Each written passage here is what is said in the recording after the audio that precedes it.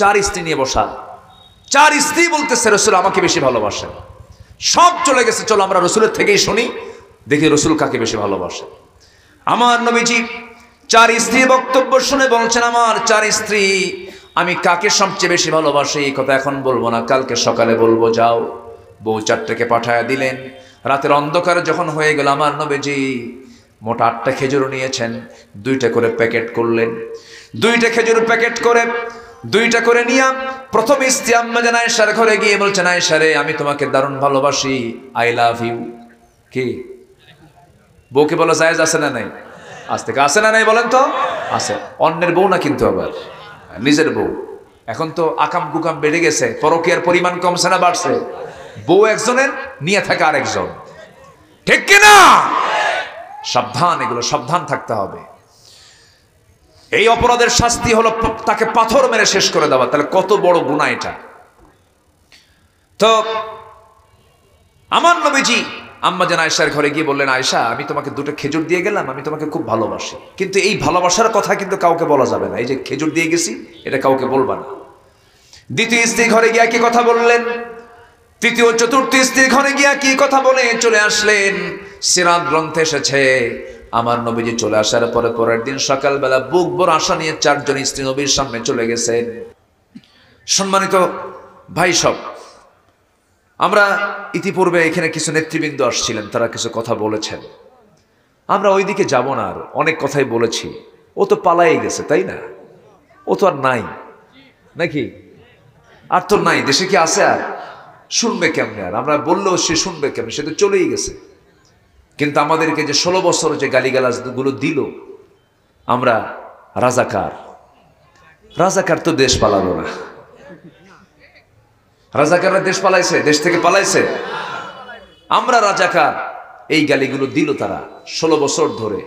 জঙ্গিবাদ, জঙ্গি নাটকগুলো করলো, জঙ্গি অভিযান। এই 5 মাসে কিন্তু এগুলো নাই আর, দেখছেন? এই 5 মাসে কোথাও কি জঙ্গির নাটক দেখছেন আপনারা?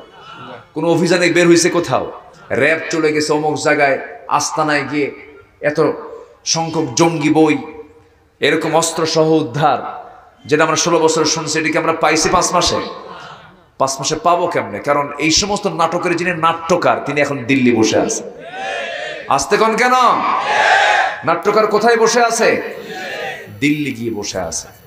সম্মানিত ভাইয়েরা, সম্মানিত বন্ধুগণ, আমরা একটি সুন্দর পরিবেশ পেয়েছি বাংলাদেশে। আমরা সুন্দর একটি বাংলাদেশ আমরা গড়তে চাই।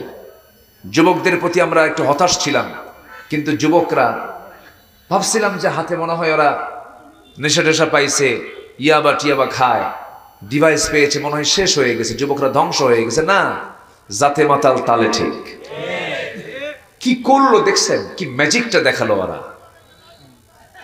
বুকের তাজা প্রাণ ঢেলে দেওয়া কিন্তু সহজ না, এত সস্তা না। রাজপথে লড়াই করে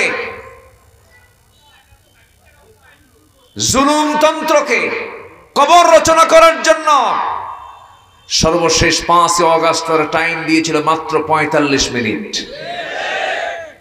এটা আমার সন্তানদের বিশাল বড় অর্জন। এটাকে ভুলে গেলে চলবে না। কিন্তু এই জাতির একটা দোষ আছে, জানেন কি? খুব তাড়াতাড়ি ভুলে যায় ইতিহাস, খুব তাড়াতাড়ি বলে। এটা কিন্তু একটা এই জাতির একটা বদভ্যাস, ভোলা যাবে না। সম্মানিত বন্ধুগণ, সব দেখা শেষ করেছি আমরা। কেউ 25 বছর দেশ চালিয়েছে স্বাধীনতার পরে, কেউ 16 বছর, কেউ 9 বছর। মঈনুদ্দিন ফখরুদ্দিন কেয়ারটেকার গভর্নমেন্টটা কয়েক বছর। সব তো দেখলাম, সব দেখা শেষ। আগামীর দেশ আমরা দেখতে চাই ইসলামের দেশ। সবাই কি দেখতে চান? কারা কারা দেখতে চান? একটু হাত উঁচু করে দেখান তো দেখি।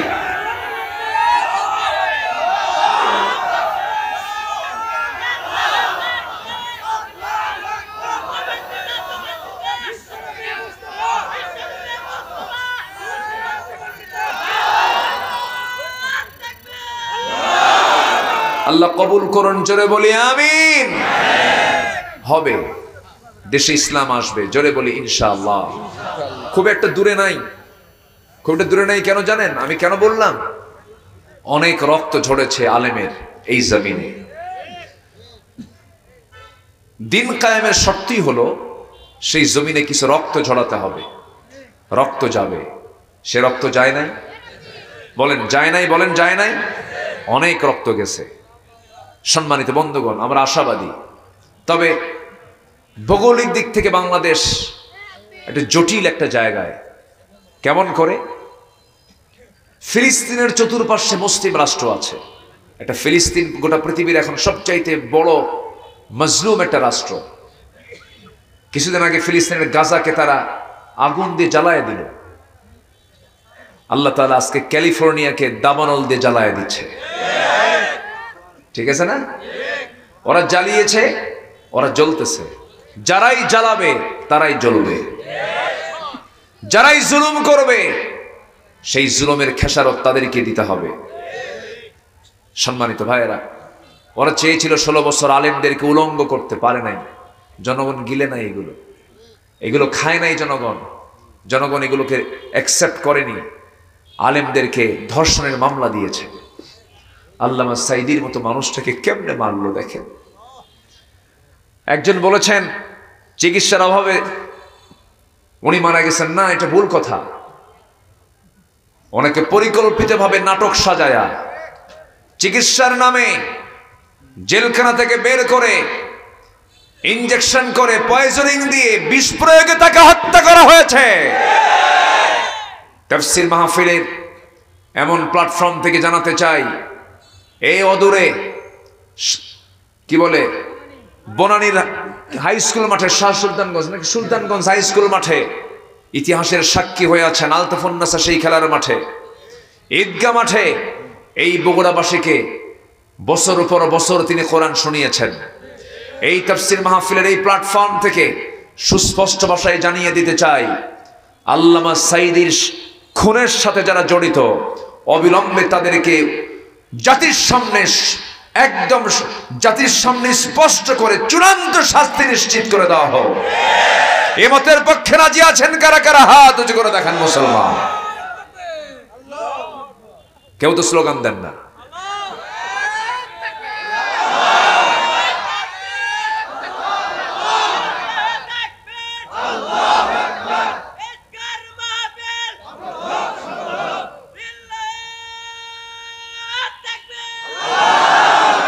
আল্লাহ কবুল করুন। জোরে বলে আমিন, আরো জোরে আমিন। সম্মানিত ভাইয়েরা, আগের যুগ এটা আগের থেকেই ছিল। আলেমদেরকে বেইজ্জত করার জন্য, নবীদেরকে বেইজ্জত করার জন্য। এই ইতিহাস কি এখনকার না আগের থেকেই? একজন নবী ছিলেন, নাম হলো মূসা আলাইহিস সালাতু ওয়াস সালাম। সবচেয়ে রাগী নবী। সবচেয়ে রাগী নবী কে বলেন তো? খুব রাগ ছিল তার। ওনার বিরুদ্ধে একবার ফেরাউন অভিযোগ দিল, কি মূসা আল্লাহর নবী হয় কেমনে? ওর তো বডি ঠিক নাই। কেন? করতো একটা অন্ডকোষ ছোট আর বড়। অন্ডকোষ বুঝলেন তো সবাই? বোঝার তো কথা। আচ্ছা, বললো যে এটা একটা ছোট একটা বড়। বলে সহি বর্ণনা, কিন্তু এটা সহি, একদম সহি রাওয়ায়াত। তো বললো যে এটা কেমন করে নবী হয়? ও তো একটা পরিপূর্ণ পুরুষ না, তার তো সমস্যা। কিন্তু এই পৃথিবীতে যত নবী আল্লাহ পাক পাঠিয়েছেন, কোন নবী শারীরিকভাবে ত্রুটিপূর্ণ হয়ে পৃথিবীতে আসেন নাই। প্রত্যেক পয়গম্বর ছিলেন তৎকালীন দুনিয়ার সবচেয়ে সুপুরুষ। শুধু আমার নবীকে আল্লাহ তাআলা 100 জন জান্নাতি পুরুষের শক্তি দান করেছিলেন। কতজন? তাও কোথাকার? জান্নাতি। তো মূসা আলাইহিস সালামের দোষটা ছিল না, কিন্তু ওনার কানে যখন এই সংবাদ গেছে, বলেন তো এই লোকটাকে থামার কথা? প্রচুর রাগ উঠে গেছে। আল্লাহকে বলি ফেললেন, আল্লাহ আমার তো কোনো প্রবলেম নাই। ফেরাউন গোটা দেশে রোমার ছড়িয়ে দিয়েছে, আমার দুর্নাম করল, আমার শারীরিক ত্রুটি সমাজে ছড়িয়ে দিয়েছে, আমার কোনো প্রবলেম নাই। তুমি একটা ফয়সালা করে দাও। আল্লাহ পাক বলছেন, মূসা চিন্তা করো না, ফয়সালা করে দেব, ব্যবস্থা হয়ে যাবে। সঙ্গে সঙ্গে কি করলেন? মূসা আলাইহিস সালাম একদিন গোসল করার জন্য পানিতে নামবেন। বিকল্প কোনো লুঙ্গি তার সেদিন ছিল না কাছে। যে লুঙ্গি পরেছেন সেই লুঙ্গি আবার পরতে হবে। করলেন কি, লুঙ্গিটা একটা পাথরের উপরে রাখলেন, পানিতে নামলেন, গোসল করলেন, গোসল সম্পন্ন করে সেই লুঙ্গি আবার পরবেন। ইতিমধ্যে আল্লাহ রাব্বুল আলামিন পাথরকে জিন্দা করে অর্ডার দিয়েছেন, পাথর মুসার লুঙ্গি নিয়ে দৌড় মার। মুসার লুঙ্গি নিয়ে কি মার? দৌড় মার। আমাদের এই দেহটা মাটি দিয়ে তৈরি কিনা বলেন তো? মাটি দিয়ে। এই মাটির দেহে প্রাণ দিয়েছেন কে? তিনি কি সেই পাথরের সেই নিষ্প্রাণ একটা সৃষ্টিকে তিনি কি প্রাণ দিতে পারেন না? পারেন। এমন ক্ষমতা কার আছে? আল্লাহর আছে।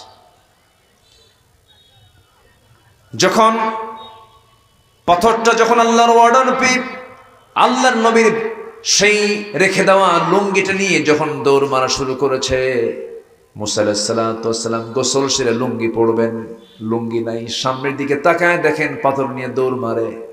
মুসা বলছেন, পাথর থাম। পাথর শুনবে নবীর কথা না আল্লাহর কথা? কার কথা? আল্লাহর কথা শুনবে, কারণ অর্ডার পেয়েছে কার? আল্লাহ। আমার কথা কি শুনতে কষ্ট হচ্ছে আপনাদের?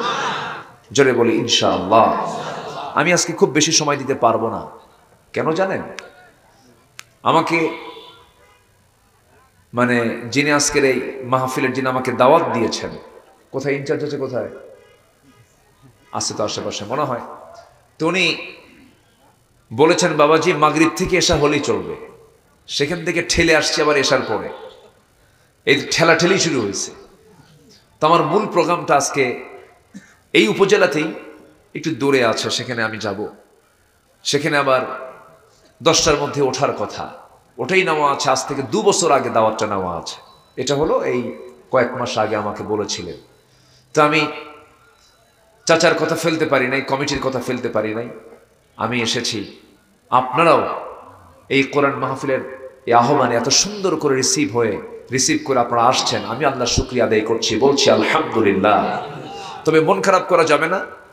আমি আগামীতে আল্লাহ যদি তৌফিক দেন, আমি সুসময়ে এই মাহফিল আবার আসব। জোরে বলি ইনশাআল্লাহ। আমি কিন্তু এই কথাটা আগেই বলে নিলাম। আমার পাশে যিনি চেয়ারম্যান মহোদয় খুব কাছের মানুষ, তাও একটা দীর্ঘ টাইম আমরা ইনসাইডে ছিলাম, জেলখানায় ছিলাম। নামাজে দেখা হতো, ভাই কেমন লাগতেছে? ভাই আর কইয়েন না।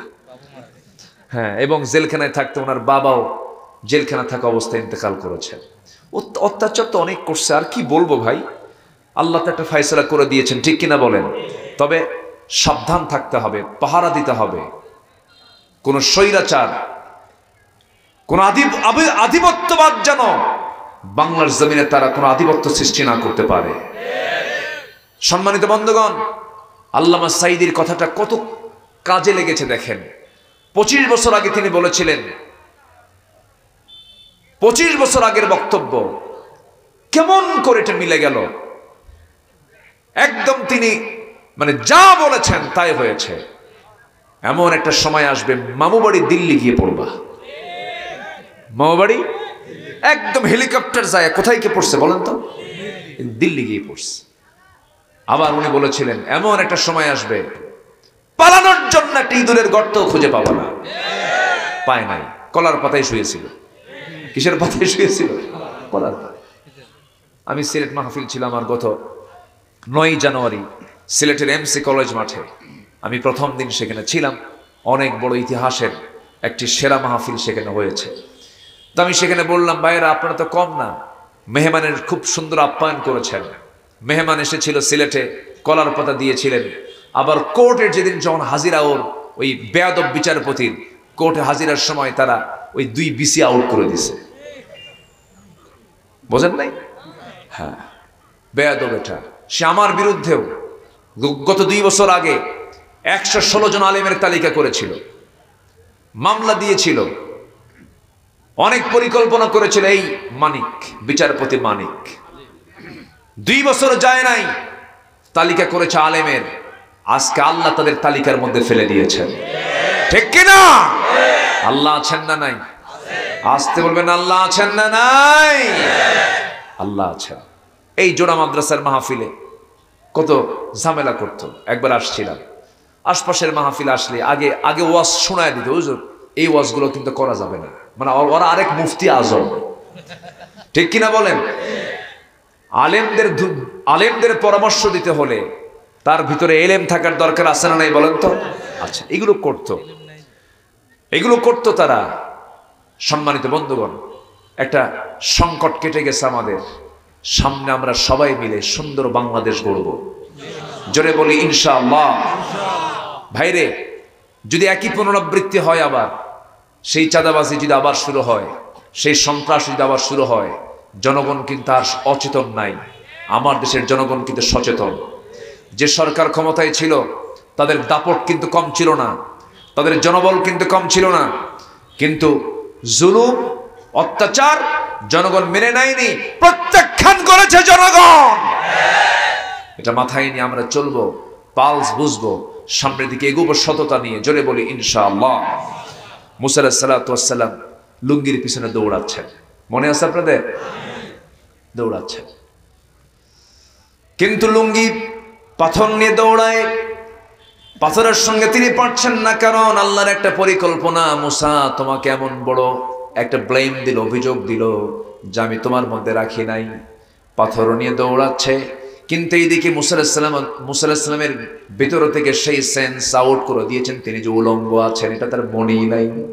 এটা তার কি মনেই নাই, মানে লুঙ্গির চিন্তা এইদিকে ভুলে গেছে। পাথর চলে, উনিও চলেন। চলতে চলতে শেষ পর্যন্ত পাথর গিয়ে সেখানেই থেমে গেছে যেখানে ফেরাউন তার মন্ত্রী পরিষদ নিয়ে বৈঠকে বসেছে। শুধু ফেরাউন একা নয়, ফেরাউনের পরিষদ বর্গ সবাই নিয়ে যখন বসে সেখানে মিটিং চলতেছে, সেই জায়গায় গিয়ে পাথর লুঙ্গি নিয়ে যখন দাঁড়ায় গেছে, মুসা আলাইহিস সালাম সেই পাথর পর্যন্ত চলে গেলেন। ফেরাউন নিচের দিকে তাকায়, দেখে না, সব ঠিক আছে। আল্লাহু আকবার বলবেন। আল্লাহ বলতেছেন, ফেরাউন তুই আমার মুসাকে এরকম করবি? শুধু তোকে না, সবাইকে দেখায় দিলাম, যা আমার নবীর সব ঠিক আছে। 16 বছর পর আল্লাহ তাআলা এই স্বৈরাচারী শাসকের সব মুখোশ উন্মোচন করে দিয়েছেন। ওরা আলেমদেরকে উলঙ্গ করতে চেয়েছিল, আল্লাহ ওদেরকে উলঙ্গ করেছেন। দেখেন না, বাঁচার জন্য দাড়ি কাটলো। দাড়ি কাটে নাই, একজন দাড়ি কাটে নাই, পালাতে পারে নাই। তো নেত্রী কইছিল যে আমি একটু ওয়েট করি, দরবেশকে সাথে নিয়ে যাই, কারণ দোয়াটা তো করা দরকার। কিন্তু যেতে পারে নাই, পৌঁছতে পারে নাই।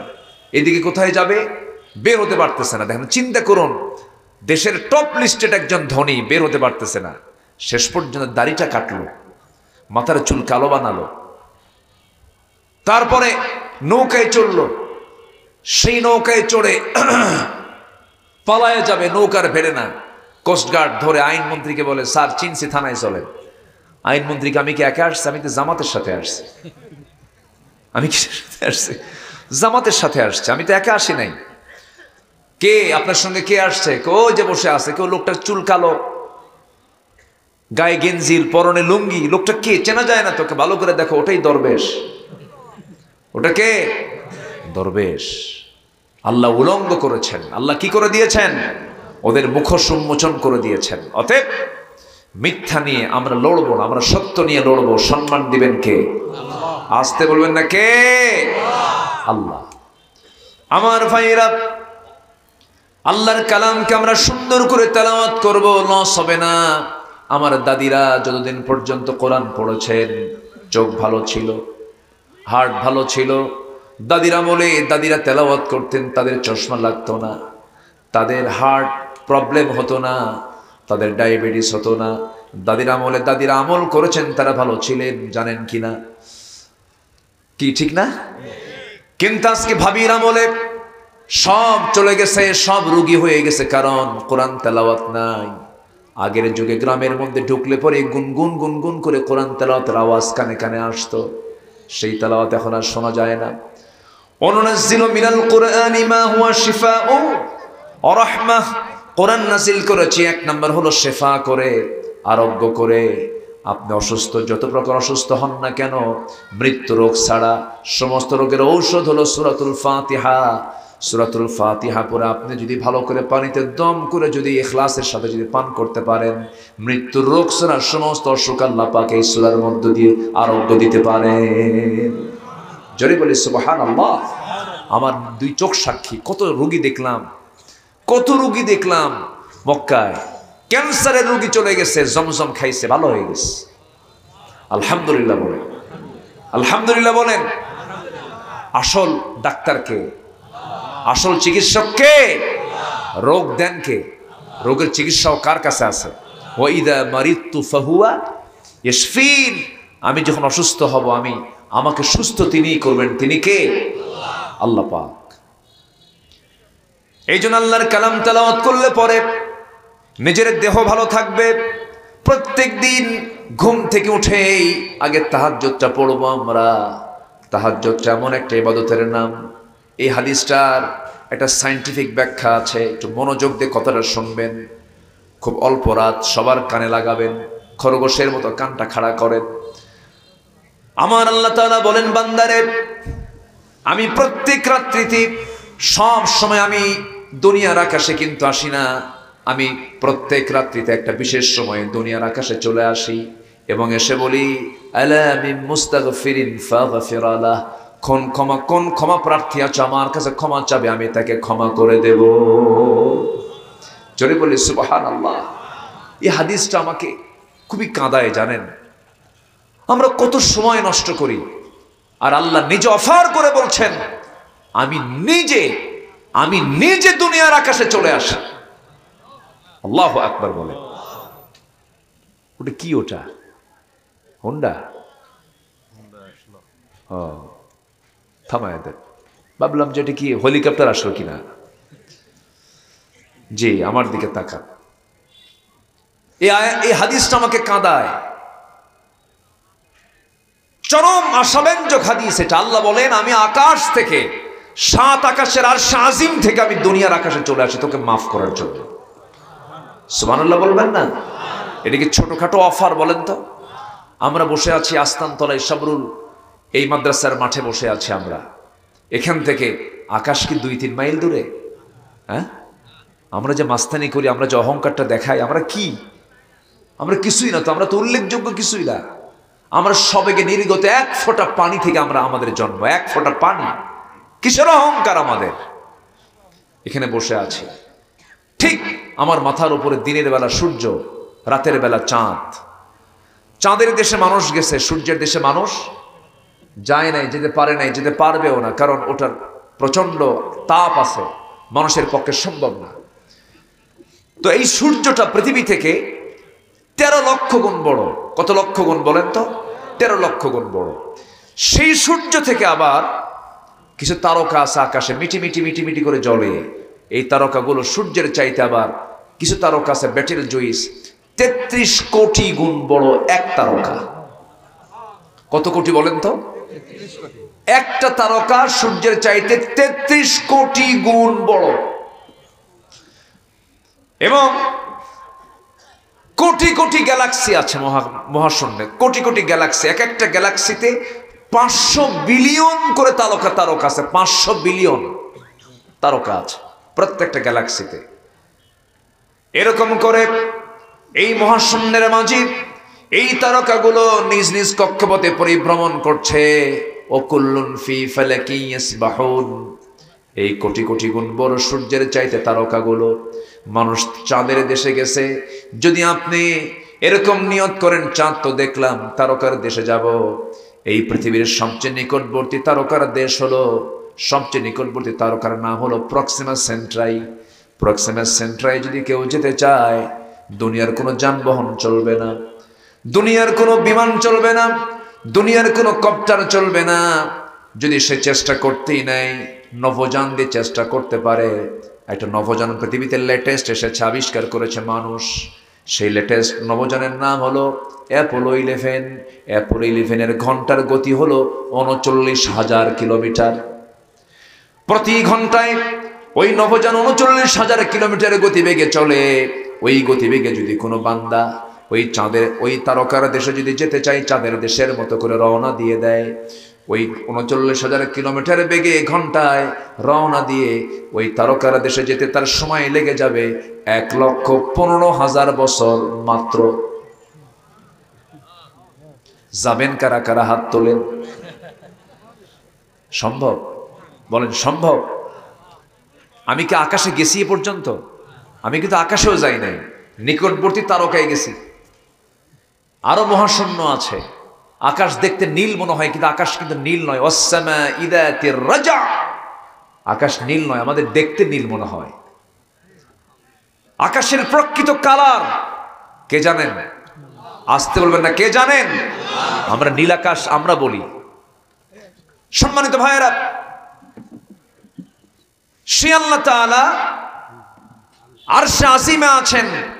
এই আকাশ এক, এরপর আরেক আকাশ দুই, এরপর আরেক আকাশ তিন, চার, পাঁচ, ছয়, সাত, সিদরাতুল মুনতাহা, এরপরে হচ্ছে আরশে আজিম। তাহলে চিন্তা করে দেখুন, সে আরশে আজিম থেকে ফিস সামাইদ দুনিয়া, দুনিয়ার আকাশে এসে তিনি বলেন, বান্দা কে আছো, আমার কাছে মাফ চাইবা, আমি তাকে মাফ করে দেব। বলেন তো, ভালো আছেন? না, ঠিক আছে, আলহামদুলিল্লাহ। আব্দুর রহমান ভাই না এটা? হ্যাঁ, আলহামদুলিল্লাহ। এক্সিডেন্ট করছিলেন মনে হয়, হোন্ডা না? জি, ঠিক আছে। একটু কথা বলি আর একটু।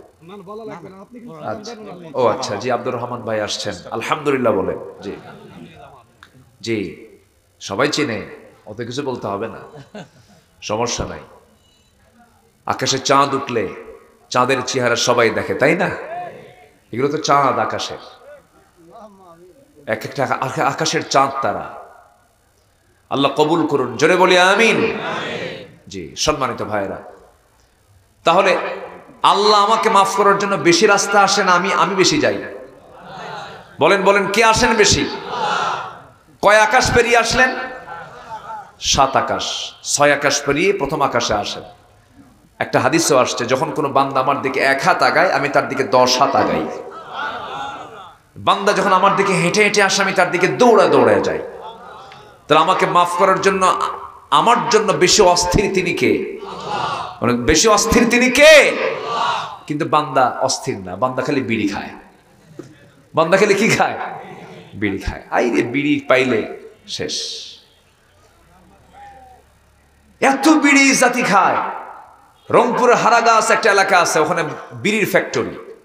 আমাকে একদিন এক ফ্যাক্টরির মালিক ফোন দিয়ে বলেন, হুজুর মাহফিল করব কোথায়? হারাগাছ। আমি দাওয়াত নিচ্ছি, আমি জানি না যে উনি কি করেন। মাহফিলে গেছি, দেখি যে লেখা আছে বিড়ি কোম্পানির উদ্যোগে তাফসীর মাহফিল। বসলাম, বসে আমাকে বলতেছে, হুজুর একটু দোয়া করেন কোম্পানি যেন ভালো চলে। বলেন তো কি মুসিবত না? শুধু বিপদ না, মহা বিপদ। বলেন, আমি কি ওই দিন কি নিরাপদে না বিপদে? আমার কি ক্ষমতা আছে বিড়ির ফ্যাক্টরির জন্য দোয়া করা? কন্ত কেমনে আমি দোয়াটা করবো বলেন? মহা মুশকিল। তা আমি সেই মাহফিলেও বললাম, ভাই পৃথিবীর সব ডাক্তার কেউ বলবে না যে বিড়ি খেলে স্বাস্থ্য ভালো হয়, বিড়ি খেলে ক্যান্সার হয়, হার্টের প্রবলেম হয়, হৃদরোগ বাড়ায়, সবকিছু বাড়ায়। আল্লাহ কি এটা জায়েজ বলবেন? বলেন তো, আস্তে কয়, আল্লাহ কি জায়েজ বলবেন? যেটা পৃথিবীর ডাক্তাররা বলতেছে এটা খেলে পরে এই প্রবলেম, এই প্রবলেম, তোমার জীবন শেষ হয়ে যাবে। দা মা ইউরবিক ওয়া ইলা মা লা ইউরবিক ওয়ালা তুলকু বিআইদিকুম ইলা তাহলুকা, ধ্বংসের দিকে ঠেলে দিও না নিজকে। কিন্তু বান্দা তাও খায়। বাজেট এ পর্যন্ত যতবার আসছে বিড়ির উপরে, বাজেট কমছে না বাড়ছে? বাড়ছে। জনগণ যেটা খায় তার বলে আরো বাড়াও, সমস্যা নেই, প্রয়োজনে বাড়ি বেঁচে হলেও খাবে। আল্লাহ তুমি সকল নেশা থেকে জাতিকে হেফাজত করো, জোরে বলি আমিন, আরো জোরে আমিন। তাহলে আল্লাহ পাক আমাকে মাফ করার জন্য কোন সময় আসেন? বলেন, কোন সময় আসেন? যে সময় চোররা চুরি করে, জেনাকার জেনা করে, মদখোর মদ খায়, এই আকাম কুকাম গুলো কখন হয়? বলেন বলেন বলেন, কখন হয়? আল্লাহ ওই সময় আসেন, গভীর রাতে আসেন। আল্লাহ ওই সময় আসেন যে সময় বান্দা বেশি মারাত্মক অপকর্মে যখন জড়িত হয়, সেই সময় আল্লাহ আসেন। আল্লাহ বলছেন, বান্দারে দুনিয়ার সমস্ত অফিসগুলো বন্ধ হয়ে যায়, আমার অফিসগুলো খোলা শুরু হয়ে যায়। বান্দা ওযু বানায় যদি তুই তাহাজ্জুদে 4 রাকাত 2 রাকাত নামাজ পড়তে পারিস, তোর সেজদা দিতে দেরি হবে, আমার গুনাহ মাফ করতে দেরি হবে না। সেই নামাজের তেলাওয়াত করতে হবে। কিসের তেলাওয়াত বলেন? লস আছে না লাভ আছে? ইন্নাল্লাযীনা ইয়াতলুনা কিতাবাল্লাহ, আল্লাহর কালাম যারা তেলাওয়াত করবে তাদের কোনো লস নাই। তিনটা কাজে কোনো লস নাই। এই তিনটা কথা বলি আমি আলোচনা শেষ করে দেব। সূরা ফাতিরের 29 নম্বর আয়াত। সবাই কান লাগাবেন, তাহলে আমরা আমাদের বাড়িতে সবার আগে খাওয়ার আগে পড়ার আগে সবকিছুর আগে বাড়িতে যখন ঘুম থেকে উঠবো আমরা সবার আগে আমরা কি তেলাওয়াত করব বলেন? বলেন বলেন বলেন। বাড়িতে বউকে বলবো, বউ আমার রান্না বান্না পড়ে, সমস্ত কাজকর্ম পড়ে, ঘুম থেকে উঠি আগে রোগগুলো দূর করার জন্য, অসুস্থতা দূর করার জন্য, বাড়ির সমস্ত শয়তানের আসর থেকে বাঁচার জন্য, জিনের আসর থেকে বাঁচার জন্য, বাড়িকে শান্তি করার জন্য সবার হাতে হাতে তুলে দিতে হবে কি বলেন? কোরআন। ছেলে কোরআন পড়ো, মেয়ে কোরআন পড়ো, বউ কোরআন পড়ো। সুন্দর করে কোরআন শুরু হয়ে গেল তেলাওয়াত। সারাদিন আপনি যা করবেন, যা কিছু আপনি চালাবেন, সমস্ত কাজের মধ্যে বরকত দিবেন তিনি আমার কে? আল্লাহর কালামকে সুন্দর করে আমরা লালন করব, তেলাওয়াত করব। এই কোরআন তেলাওয়াত করলে পরে জিরো হিরো হয়ে যায়, জিরো হিরো হয়ে যায়। ওমরে ফারুক লোকটা ছিলেন জিরো, কিন্তু কোরআন তেলাওয়াত করে হয়ে গেছেন কি বলেন? হিরো। রাসূলকে মারতে গিয়ে পারলেন না, তিনি কি শুনেছেন বলেন? কোরআন শুনেছেন। কোরআন শোনার সঙ্গে সঙ্গে তিনি আর নিজেকে কন্ট্রোল করতে পারলেন না। শেষ পর্যন্ত রাসূলকে মারতে যাওয়ার সিদ্ধান্ত নেওয়া লোকটা কোরআনের তেলাওয়াতের কাছে পরাজিত হয়ে বোনকে বলছে, বোন রে, কি জানাচ্ছেন শুনলাম আমি, আমার কাছে আশ্চর্য মনে হচ্ছে, আয়াতগুলো দাও তো। সূরা তাহা যখন তার সামনে দেওয়া হলো, জ্ঞানী মানুষ তো, খিয়ারুকুম ফিল জাহিলিয়্যাহ খিয়ারুকুম ফিল ইসলাম, জ্ঞানী মানুষ ছিলেন ওমর ফারুক রাদিয়াল্লাহু তাআলা আনহু। এই লোকগুলো কিন্তু জাহেলি যুগেও কখনো মদ পান করেন নাই, জেনার কাছে যান নাই, সাইয়েদনা আবু বকর কখনো যান নাই। দেখবেন আজকের সমাজেও কিছু হিন্দু লোক আছে মিথ্যা কথা কয় না, জেনার কাছে যায় না, আমানতের খেয়ানত করে না, শুধু ঈমান নাই, শুধু কি নাই? ঈমান নাই। আবার কিছু মুসলমান আছে হজও করে, আকাম কুকামও করে বেড়ায়, আছে না নাই? আচ্ছা আমার বন্ধুগণ, ওমর ফারুক রাদিয়াল্লাহু তাআলা আনহু খুব হিংস্র মানুষ ছিলেন। রাসূলকে মারার জন্য সিদ্ধান্ত নিয়ে বের হলেন, কিন্তু পারলেন না। যখন তিনি পড়লেন তাহা মা আনজালনা আলাইকাল কুরআনা লিতাশকা, এই আয়াতগুলো পড়তেছেন আর চোখের পানিগুলো টপ টপ করে পড়তেছে, আর নিজেকে নিয়ন্ত্রণ করতে না পেরে সোজা চলে গেছেন নবীর দরবারে। নবীর দরবারে গিয়ে বলছেন, এই যে তরবারি আপনাকে মারার জন্য আসছিল কিন্তু পারলো না, আমি হেরে গেলাম। শুধুমাত্র একটা জায়গায় হেরে গেছি, কি তেলাওয়াত করে? বলেন কি তেলাওয়াত করে? কোরআনটা পড়ে আমি হেরে গেছি, আপনি আমাকে পড়াইয়া দেন।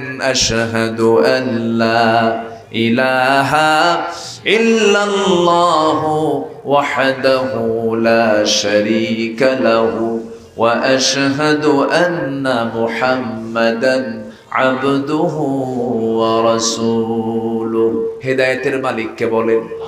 আসতে বলবেন, হেদায়েতের মালিক কে? আমার নবীজি দোয়া করেছিলেন আমর ইবনে হিশাম অথবা ওমর ইবনে খাত্তাব, এই দুইজনের যে কোনো একজনকে তুমি আল্লাহর দ্বীনের জন্য কবুল করে নাও। আল্লাহর দরবারে খাত্তাবের ছেলে ওমরটা কবুল হয়ে গেলেন, কালিমা পড়লেন। এমন মানুষ হলেন, আমার নবীজি এক পর্যায়ে বলেই ফেললেন, আমার পরে যদি কেউ নবী হতো লাকানা ওমর, আমার ওমর নবী হয়ে যেত, আমার ওমর নবী হয়ে যেত। কি যোগ্যতা আল্লাহ রাব্বুল আলামিন তাকে দিয়েছেন, সব যোগ্যতা অর্জন করেছেন কি দিয়া? আসতে বলবেন না কি দিয়া? সেই কোরআনকে আজকে বিকৃত হয়েছে, চেঞ্জ হয়েছে, ওই কোরআনই কিন্তু আছে, ওই কোরআনই। আচ্ছা আমরাও হতে পারবো ওমরের মতো, জোরে বলি ইনশাআল্লাহ, জোরে বলি ইনশাআল্লাহ। আমরা ওমরের মতো হতে পারবো না কেন? অবশ্যই পারবো আমরা, কিন্তু কোরআনকে মানতে হবে। আমার বন্ধুগণ একটু কান লাগান, মনোযোগ দিয়ে কথাগুলো শুনুন। কোরআন তাকে কেমন করে জিরো থেকে হিরো বানায় দিল, কি মানুষ তিনি হয়ে গেলেন। তিনি এত দামি মানুষ হলেন, কি রাষ্ট্র তিনি পরিচালনা করলেন। আবু বকর খাঁটি মানুষ হয়ে গেলেন, রাষ্ট্রপ্রধান। রাতের বেলা জনগণকে দেখতে বের হন খালি পায়ে, কি পায়ে? খালি পায়ে বের হন। সাইয়েদনা আবু বকর সিদ্দিক রাদিয়াল্লাহু তাআলা খালি পায়ে জনগণকে দেখার জন্য মদিনার অলিগলি হাঁটতেছেন। ওমরে ফারুক সামনে দেখে বলছেন, ভাই আবু বকর, খালি পায়ে হাঁটতেছেন, এই যে পাথরগুলো চামড়ার সঙ্গে আঘাত লেগে চামড়া ফেটে রক্ত বের হয়ে যাবে, আপনি তো অসুস্থ হয়ে পড়বেন। আবু বকর বলছেন, ভাই ওমর, খালি পায়ে এমনি এমনি হাঁটি না, খালি পায়ে হাঁটার কারণ হলো জুতা পায়ে, খরম জুতা নিয়ে যখন আমি হাঁটতে যাব সেই সময় পাথরের সঙ্গে জুতার একটা আওয়াজ সৃষ্টি হবে, বেশি একটা আওয়াজ হবে। সেই আওয়াজে, জুতার আওয়াজে যদি আমার জনগণের যদি ঘুম নষ্ট হয়ে যায়, কিয়ামতের দিন আমাকে আসামির কাঠগড়ায় দাঁড়িয়ে তার জবাব দিতে হবে। জনগণের ঘুমের যেন কোনো কষ্ট না হয়, চলাচলের যেন কোনো কষ্ট না হয়, এই জন্য আমি রাতের আধারে খালি পায়ে হাঁটি। আর আমার দেশের কোনো একটা ছাতামাতা রাস্তা দিয়ে একটু আসলে পরে ট্রাফিক সিগন্যাল বন্ধ করে দেয়, 3 ঘন্টার জন্য রাস্তা বন্ধ, কুত্তা গ্রুপ আসতেছে, আসে না নাই? আসতে বলবেন না, আসে না নাই? কেন? আমি নিজের চোখে দেখা, আমার মালয়েশিয়ার প্রধানমন্ত্রী ডক্টর মাহাথির মোহাম্মদ, আমি কেলে কুয়ালালামপুর সিটিতে আমি একটা শপিংয়ে একটা মার্কেটে ঢুকলাম, ঢুকে দেখি সামনে মাহাথির মোহাম্মদ একাকী শপিং করছেন, তার আগেও কেউ নাই, পরেও কেউ নাই। একটা দেশের প্রধানমন্ত্রী ঘুরতেছেন, কেউ নাই। আর আমার দেশে একটা রাষ্ট্রপতি আসবে, সারাদিন রাস্তা অচল। কেন এটা হবে? এতই যখন ভয় পাও, নেতৃত্ব দাও কেন? ঠিক কিনা? এগুলোর সমস্ত মোড়ক সব ভেঙে ফেলতে হবে, এগুলো সিস্টেমকে ব্রেক করতে হবে আমাদের। আইন সবার জন্য কি? আসতে আইন সবার জন্য কি? সমান। সাইয়েদনা ওমর ফারুক রাদিয়াল্লাহু তাআলা আনহু উটের পিঠে রওনা দিয়েছেন রাষ্ট্রীয় সফরে, ভৃত্যকে সাথে নিয়েছেন। ভৃত্যকে বললেন, তুমি লাগাম ধরো। লাগাম ধরেছেন। কিছু দূরে যাওয়ার পর বলতেছে, ভৃত্য এদিকে আসো, তুমি ইটের পিঠে চড়ো, আমাকে লাগাম ধরতে দাও। কেন? আমাকে সমানভাবে চলতে দিবা না? তুমি গোটা রাস্তা নিয়ে যাবে, আমি কি জবাব দেব আল্লাহর আদালতে? উটের পিঠে চড়ো। লাগাম ধরে তিনি আবার কিছু দূরে চললেন। গন্তব্যে যাওয়ার সময়, গন্তব্যে যেখানে পৌঁছলেন, যেখানে ওয়েলকাম জানানো হবে, সেই জায়গায় উটের লাগাম ধরে আছে ওমর, আর উটের পিঠে চড়ে আছে তার চাকর।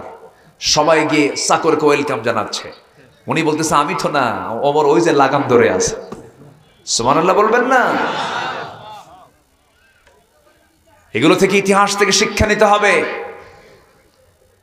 সাইয়েদনা আবু বকর রাদিয়াল্লাহু তাআলা আনহু রাতের বেলা সারাদিন রাষ্ট্রের কাজ করে রাতের বেলা বাড়িতে ঢুকবেন। প্রত্যেকদিন তার রুটিন ছিল, তার ঘরের সঙ্গে একটা প্রতিবেশীর ঘর ছিল, স্বামী নাই, ছেলে নাই, মেয়ে নাই, বুড়ি এক মহিলা থাকে বাড়ির মধ্যে, তাকে দেখার কেউ নাই। 2টা বছর খেলাফতের দায়িত্ব পালন করে প্রত্যেকটা রাত ওই মহিলার বাড়িতে গিয়ে তিনি সেবা করে আসতেন। সাইয়েদনা ওমর ফারুক রাদিয়াল্লাহু তাআলা একদিন সেবা করার জন্য গেলেন। ওমর ফারুক গিয়ে দেখেন কে যেন ভিতরে ঢুকছে। বললেন, বুড়িমা খেদমত লাগবে? কেন? একজন খেদমত করে চলে গেছে। উনি ভাবলেন, কে, মদিনার কোন যুবকটা এখানে খেদমত করতে আসে? পরপর 3 রাত তিনি ওই দরজার পাশে দাঁড়ালেন। প্রথম 2 দিন টের পান নাই। 3য় রাত্রিতে ঘর থেকে বের হওয়া মাত্র চট করে হাত ধরছে, কে তুমি? দেখে যে কেউ না, আবু বকর।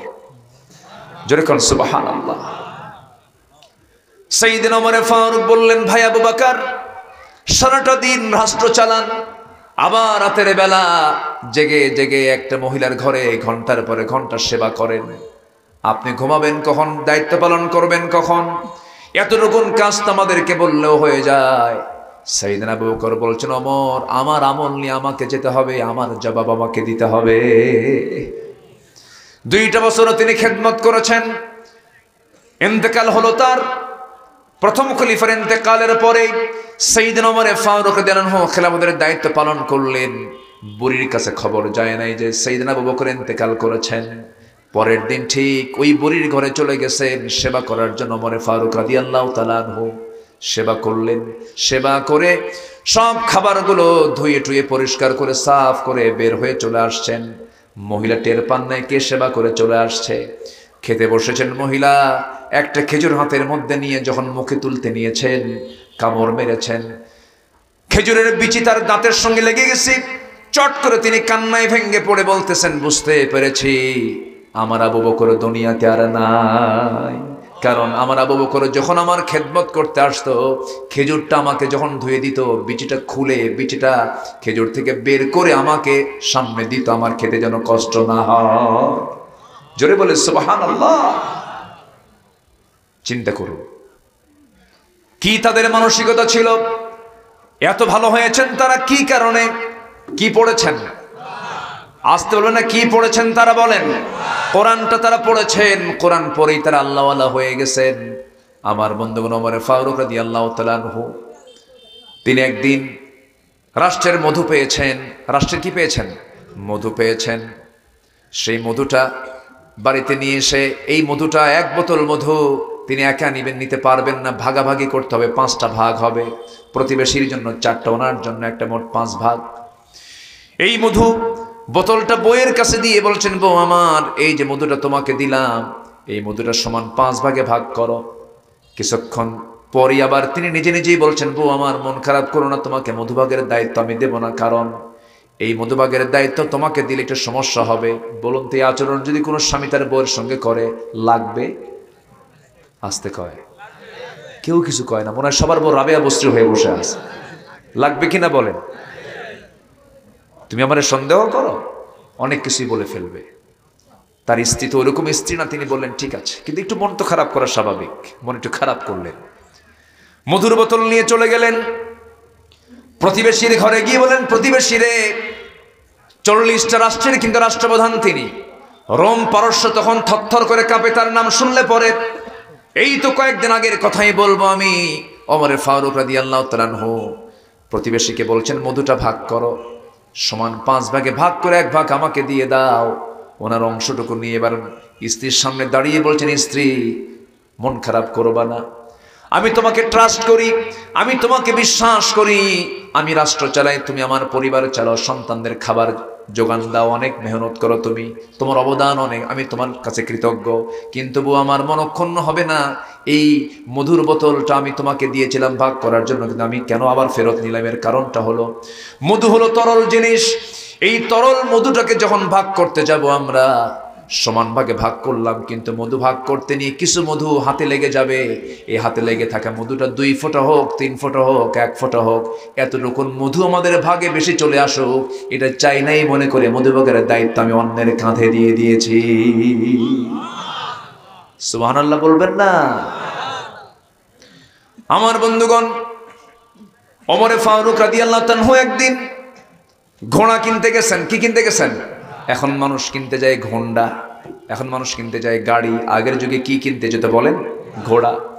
ঘোড়া কিনতে গিয়ে ঘোড়াওয়ালার কাছ থেকে দামাদামি সব ঠিকঠাক করে সব চেক আপ করলেন, ঘোড়াটা কিনলেন, টাকা দিয়ে দিলেন।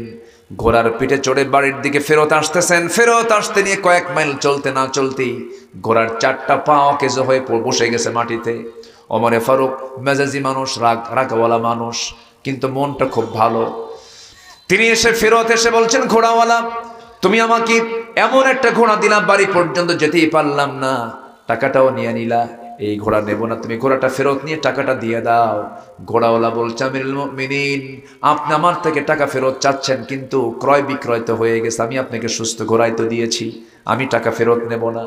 চিন্তা করুন, একজন ঘোড়াওয়ালা কাকে বলতেছে?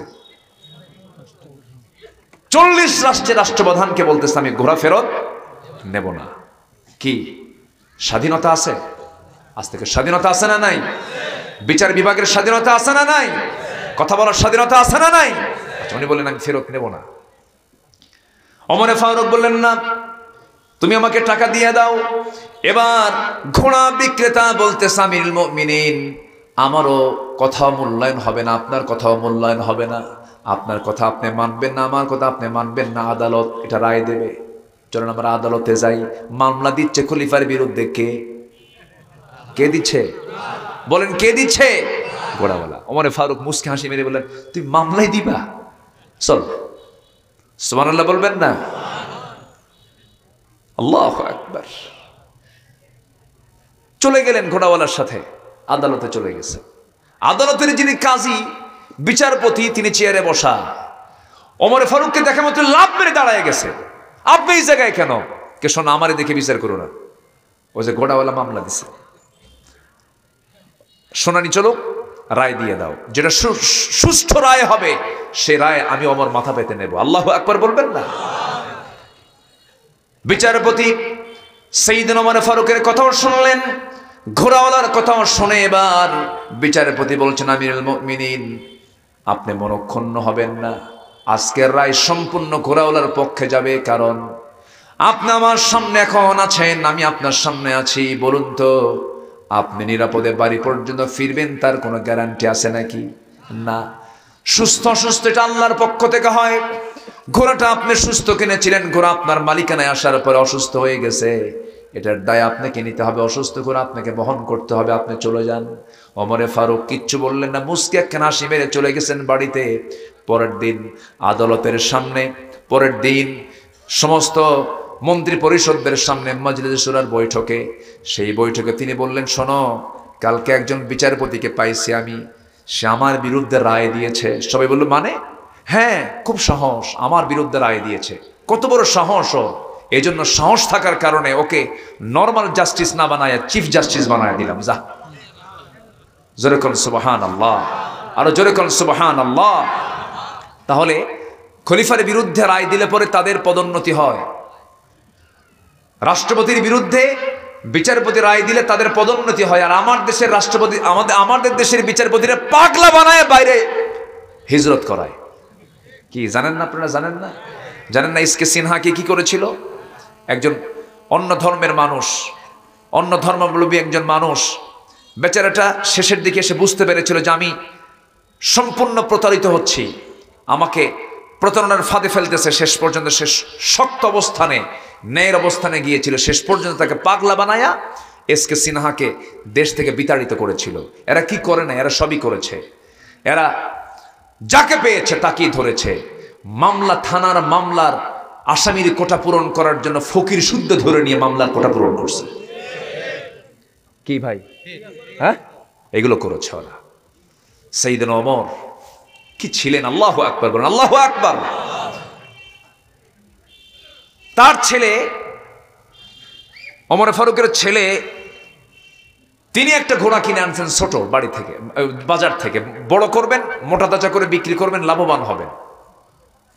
ছোট্ট ঘোড়া কিনে এনে বাড়িতে এনে ধীরে ধীরে পুষতে পুষতে বড় করেছে।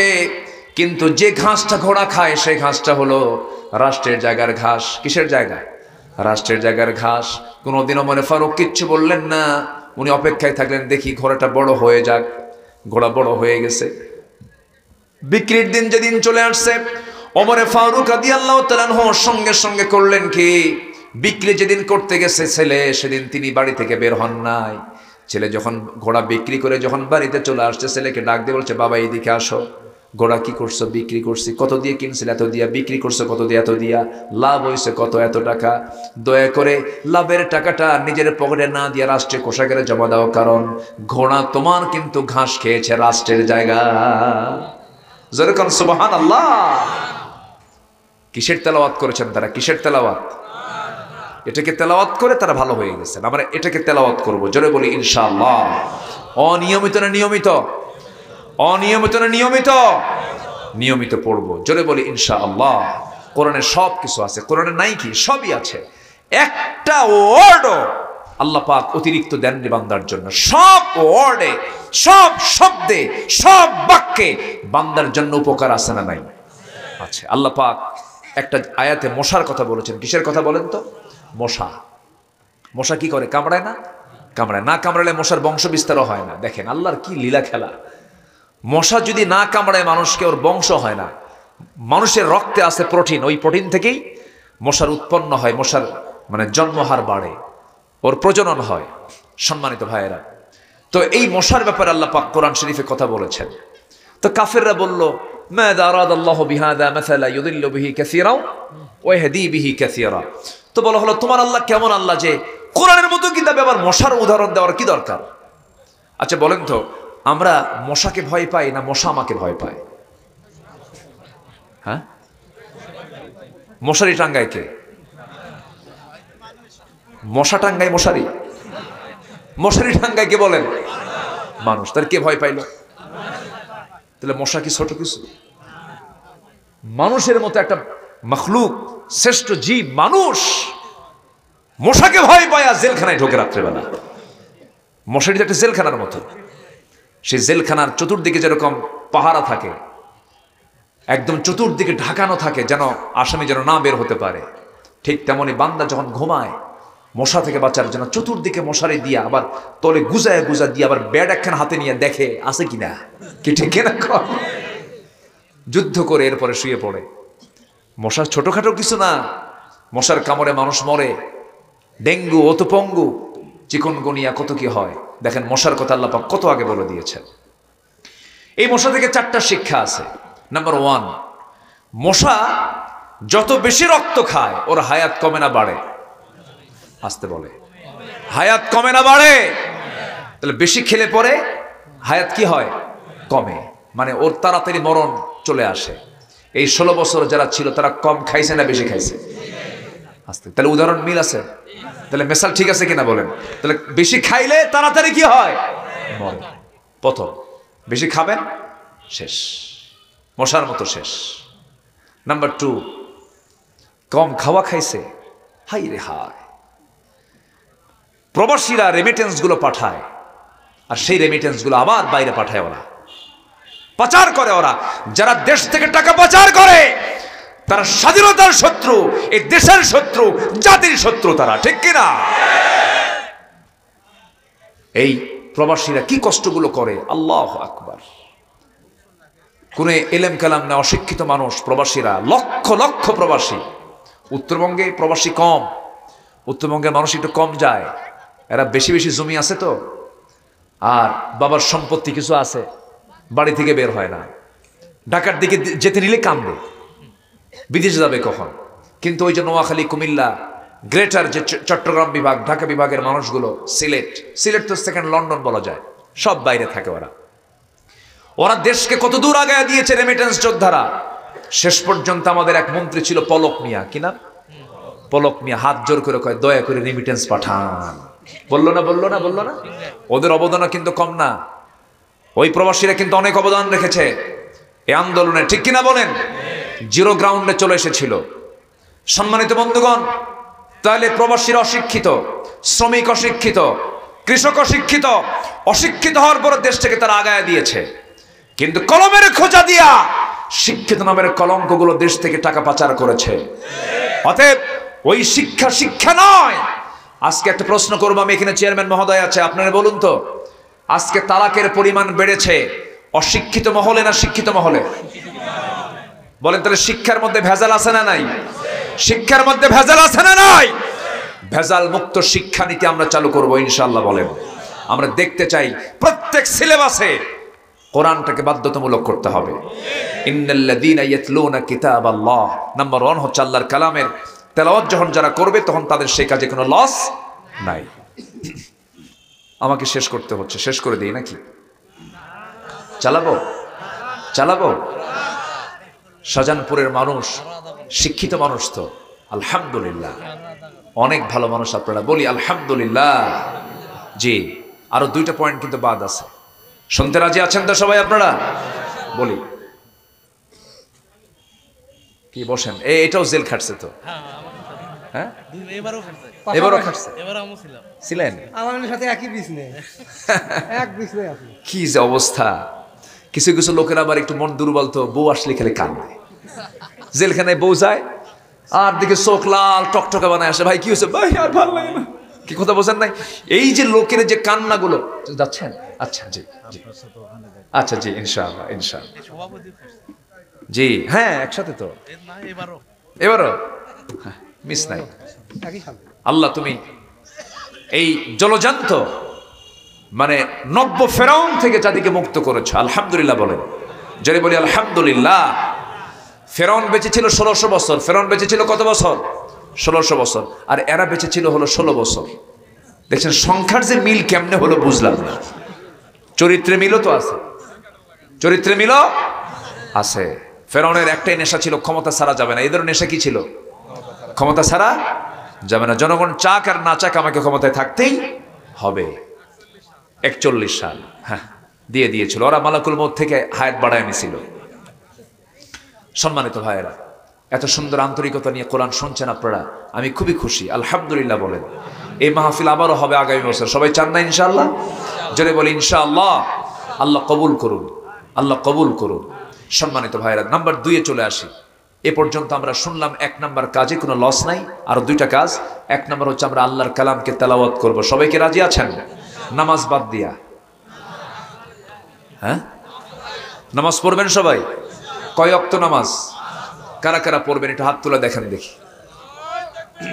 জোরে বলি ইয়া আল্লাহ, আর জোরে বলি ইয়া আল্লাহ। আমাদেরকে 5 ওয়াক্ত সালাত আদায় করার তৌফিক তুমি আল্লাহ দিয়ে দাও। জোরে বলি আমিন, আরো জোরে আমিন, আরো জোরে আমিন।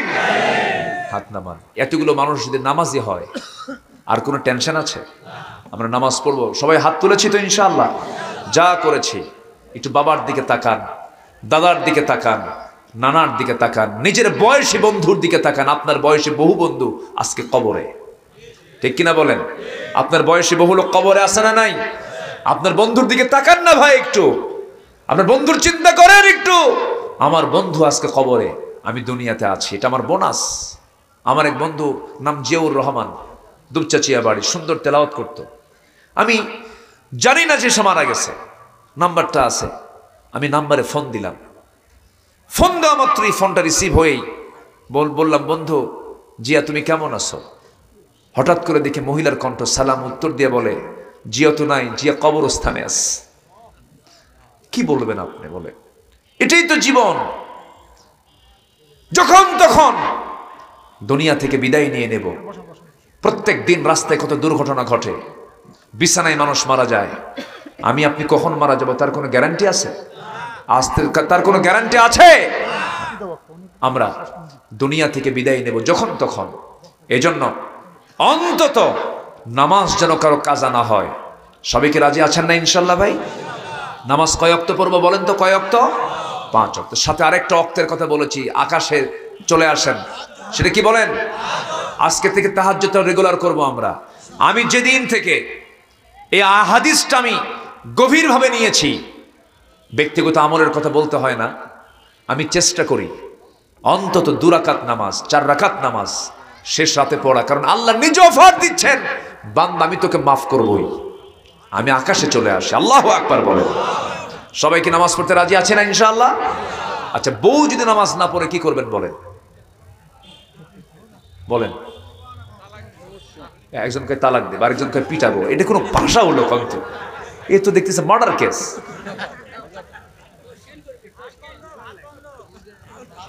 তাহলে আমি একটু কই বলবো। দেখবেন বউদের মধ্যে সমস্যাগুলো আছে। অসুস্থ, আল্লাহ পাক মেয়েদেরকে ন্যাচারাল কিছু অসুস্থ রাখেন। মাসে 3 দিন থেকে 10 দিন পর্যন্ত মেয়েরা অসুস্থ থাকতেই পারে। আল্লাহ এমনি মাফ করেই দিছে। 10 দিন ঠেলে নিয়ে যায় 20 দিন। এটা মেয়েদের এই ন্যাচার আছে না নাই বলেন তো? শুধু ঠেলা মাত্র আপনিও ঠেলবেন। কি পাইছো কি তুমি? ঠিক না? নামাজ ইসলামী রাষ্ট্রের একটা আইন। কোন ইমাম বলেছেন, যদি কেউ ইচ্ছা করে নামাজ ছেড়ে দেয় তাকে কতল করো। তাকে কি করো? কতল করো। এবং জাহান্নামে যাওয়ার 1 নাম্বার কারণ হলো কি? ছেড়ে দেওয়া, নামাজ ছেড়ে দেওয়া। আল্লাহর কাছে সবচাইতে বড় অপরাধ হলো নামাজ ছেড়ে দেওয়া। সবাই কি নামাজ পড়তে রাজি আছেন? বউ যদি নামাজ না পড়ে, পর্দা না করে, আপনি বউকে শাসন করতে পারবেন, মারতে পারবেন। মারবেন না? আবার কয় না, কিছুক্ষণ আগে কইলো মারবো। বউকে মারা এত সস্তা, যে কইছে মারবো আমার মনে হয় সে বিয়ে করে নাই। বউকে মারা এত সস্তা। বলেন তো, চেয়ারম্যান বড় না চেয়ারম্যানের বউ বড়? বলেন তো, বলেন। বউই তো বড়। হ্যাঁ, এত সস্তা না বউ মারা। বউয়ের কাছে চেয়ারম্যান হওয়া কঠিন, বউয়ের কাছে হুজুর হওয়া কঠিন। তুমি কত বড় হুজুর, তুমি কত বড় চেয়ারম্যান আমার জানা আছে। তোমার কথা বসো, ঠিক আছে না? সব জানি, কিন্তু তোমার ভিতর বাইরে ইন আউট সব জানি। বেশি বুজুর্গি দেখায়ও না, কি ঠিক কিনা বলেন? বউটা তো শখের। বউকে যে মারে সে ছোট লোক। রাসূল কোন স্ত্রীকে মেরেছেন এমন কোন হাদিস আছে? 4 স্ত্রী নবীর সামনে বসা, 4 স্ত্রী। নবীজি তো কঠিনটা করেছেন। বিয়ে তো একটাই উত্তম। বিয়ে কয়টা উত্তম বলেন? একটা উত্তম। আল্লাহর পক্ষ থেকে ফাওয়াহিদাতান ফাইন খিফতুম আল্লা তাআদিলু ফাওয়াহিদাতান, একটাই উত্তম। হ্যাঁ, বিধবার সংখ্যা বেড়ে গেছে, তালাক প্রাপ্তার সংখ্যা বেড়ে গেছে, অসহায় নারীর সংখ্যা বেড়ে গেছে, সেই সময় বিয়ের প্রসঙ্গ আসবে। তাছাড়া মাঝে মাঝে কিছু কিছু পুরুষ বউ থাকতেই বিয়ের হুমকি মারে, আসে না? কিছু কিছু আসে না, এমনি হুমকি মারে, বোঝে না তো। যখন সমাজে তালাক প্রাপ্ত নারী বেড়ে যাবে, যুদ্ধ লেগেছে, এরকম একটা পর্যায়ে আসছে, অনেক নারী তারা স্বামী হারিয়েছে, সেই সময় রাসূল বিয়ে করে নিয়েছেন বিধবা নারীদেরকে, অসহায় নারীদেরকে, আর এরা 16 বছর খোঁজে। কি কথা কি বুঝতেছেন আপনারা? তো বউ যদি আপনার কথা না শোনে, আপনি মারতে পারবেন 4টা কারণে। কয়টা কারণে? 4টা কারণে। নাম্বার 1 হলো যদি নামাজ না পড়ে, যদি রোজা না রাখে। নাম্বার 3 হলো স্বামীর যদি আনুগত্য না করে। নাম্বার 4 হলো যদি আপনার স্ত্রী যদি সতীত্বের যদি হেফাজত না করে। এই 4টা কারণে আপনি মারতে পারবেন। মারার ক্ষেত্রে শর্ত হলো মুখে মারা যাবে না, নাকে মারা যাবে না, চোখে মারা যাবে না, কপালে মারা যাবে না, মাথার চুল ধরা যাবে না, বুকেও মারা যাবে না। মারার জায়গায় তো শেষ, মারবেন কই আর? আবার মারতে হলে শর্ত হলো পকেটে থাকা যে মেসোয়াকটা আছে, সেই মেসোয়াকটা দিয়ে 9 ইঞ্চি লম্বা মেসোয়াক দিয়ে আপনি মারতে পারবেন। সেই 9 ইঞ্চি মেসোয়াক দিয়ে যদি কোনো সলিমুদ্দির সামনে যদি স্বামী তার বউকে মারতে নেয়, সলিমুদ্দিন দেখলে রাখবে না হাসবে? কিন্তু মারে না আদর করে? আমার মায়েরা দারুণ খুশি হয়েছে, হুজুর আপনি ভালো, এতক্ষণ তো টেনশনে ছিলাম। বউকে মারার কোনো সুযোগ নেই। রাসূল 4 স্ত্রী নিয়ে বসা, 4 স্ত্রী বলতেছে রাসূল আমাকে বেশি ভালোবাসেন। সব চলে গেছে, চলো আমরা রাসূলের থেকেই শুনি, দেখি রাসূল কাকে বেশি ভালোবাসে। আমার নবীজি 4 স্ত্রীর বক্তব্য শুনে বলছেন, আমার 4 স্ত্রী, আমি কাকে সবচেয়ে বেশি ভালোবাসি এই কথা এখন বলবো না, কালকে সকালে বলবো। যাও। বউ 4টাকে পাঠায়া দিলেন। রাতের অন্ধকার যখন হয়ে গেল, আমার নবীজি মোটা 8টা খেজুর নিয়েছেন, 2টা করে প্যাকেট করলেন। 2টা খেজুর প্যাকেট করে 2টা করে নিয়ে প্রথম স্ত্রী আম্মা জান আয়েশার ঘরে গিয়ে বলছেন, আয়েশা রে, আমি তোমাকে দারুণ ভালোবাসি, আই লাভ ইউ। কি বউকে বলা জায়েজ আছে না নাই? আজ থেকে আছে না নাই বলেন তো? আছে। অন্যের বউ না কিন্তু, আবার নিজের বউ। এখন তো আকাম কুকাম বেড়ে গেছে, পরকীয়ার পরিমাণ কমছে না বাড়ছে? বউ একজনের, নিয়ে থাকে আরেকজন, ঠিক কিনা? সাবধান, এগুলো সাবধান থাকতে হবে। এই অপরাধের শাস্তি হলো তাকে পাথর মেরে শেষ করে দেওয়া। তাহলে কত বড় গুনাহ এটা। তো আমার নবীজি আম্মা জান আয়েশার ঘরে গিয়ে বললেন, আয়েশা, আমি তোমাকে 2টা খেজুর দিয়ে গেলাম, আমি তোমাকে খুব ভালোবাসি, কিন্তু এই ভালোবাসার কথা কিন্তু কাউকে বলা যাবে না। এই যে খেজুর দিয়ে গেছি, এটা কাউকে বলবা না। দ্বিতীয় স্ত্রী ঘরে গিয়ে কি কথা বললেন, তৃতীয় চতুর্থ স্ত্রীর ঘরে গিয়া কি কথা বলে চলে আসলেন। সিরাত গ্রন্থে এসেছে, আমার নবীজি চলে আসার পরে পরের দিন সকালবেলা বুক ভর আশা নিয়ে 4 জন স্ত্রী নবীর সামনে চলে গেছেন। গিয়ে বলছেন, আপনি আজকে জানাতে চেয়েছেন আপনি কাকে সবচেয়ে বেশি ভালোবাসেন। রাসূল বলেন, আমি তাকেই সবচাইতে বেশি ভালোবাসি যাকে লুকায়া গত রাত্রে 2টা খেজুর দিয়ে আসছি। যা, সুবহানাল্লাহ বলবেন না? দেখেন কি কন্ট্রোলিং পাওয়ার ছিল মুহাম্মদ সাল্লাল্লাহু আলাইহি ওয়াসাল্লাম। তাহলে আমরা বউদেরকে নামাজ পড়ান কি শিখাবো কিনা বলেন?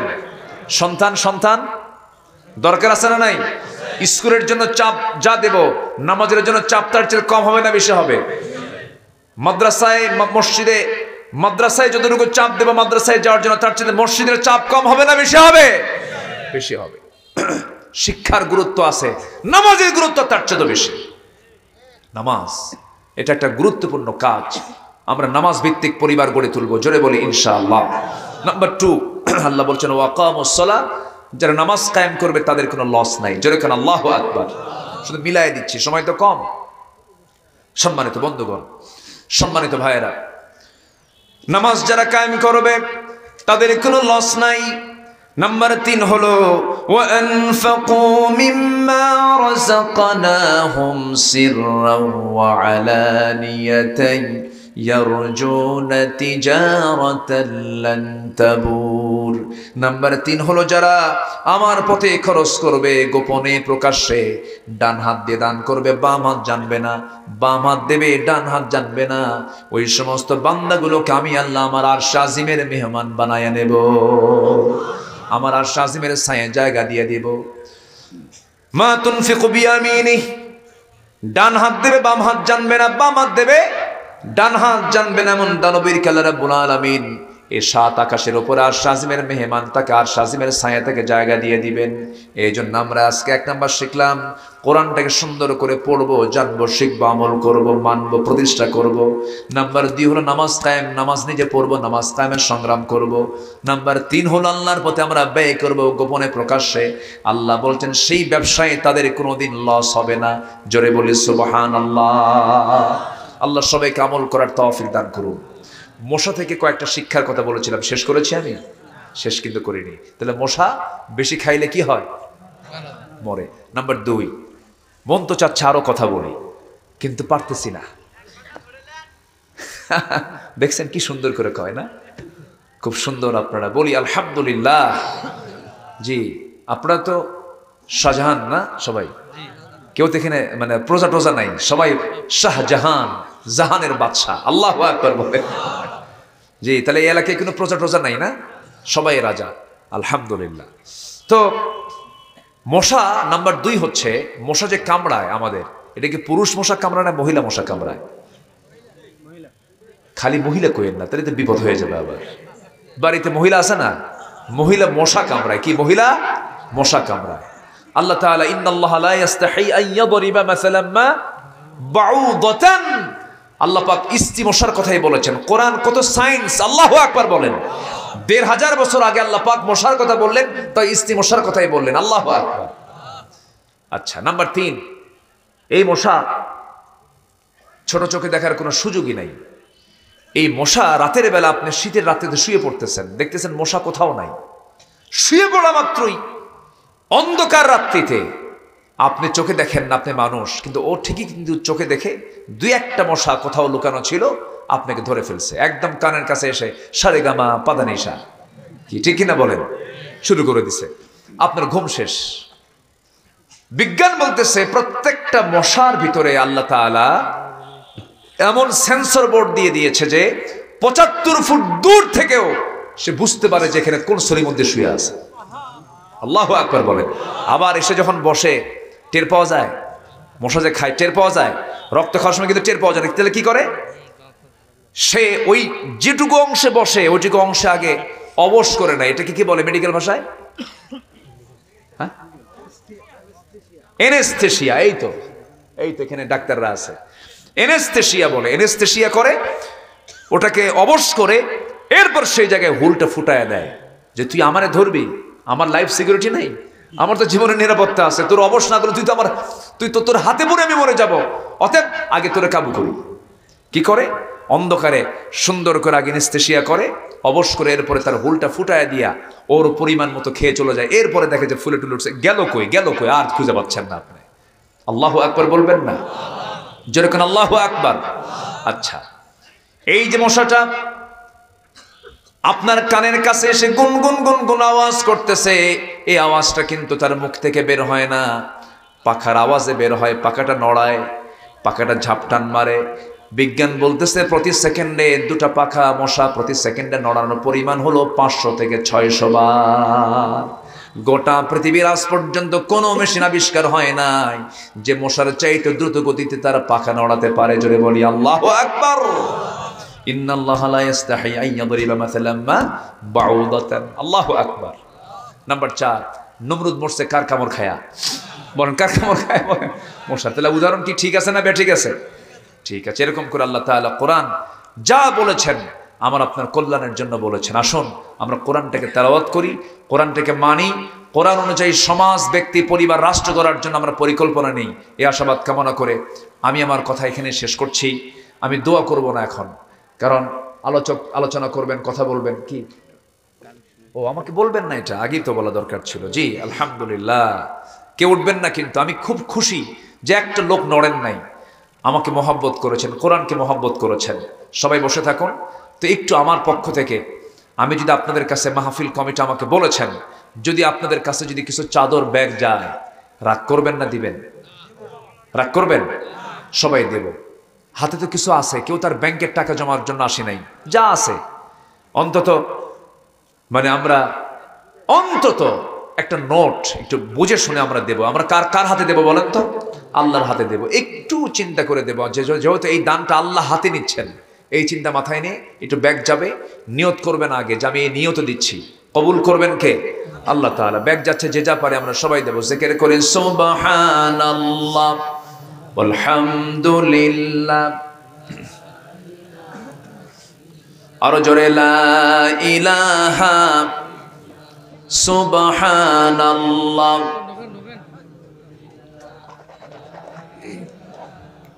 হ্যাঁ, ব্যাগগুলো যাচ্ছে। জি, যে যা পারে আমরা সবাই দিল থেকে দেওয়ার চেষ্টা করবো। আল্লাহ কবুল করুন। জোরে বলি আমিন। আরো জোরে আল্লাহু আল্লাহ আল্লাহু আল্লাহ লা ইলাহা, আরো জোরে লা ইলাহা ইল্লাল্লাহ সুবহান